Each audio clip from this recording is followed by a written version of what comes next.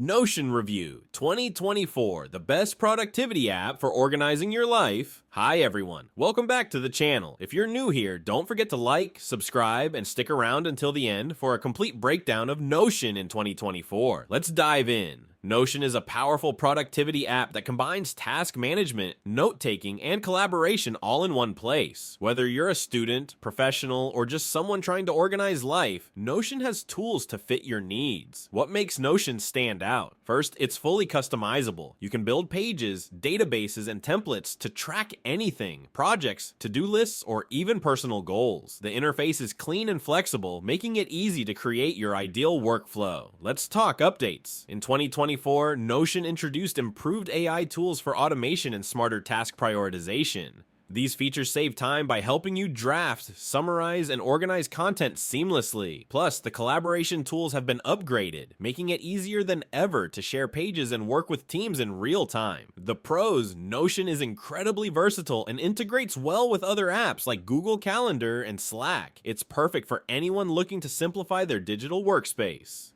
The cons?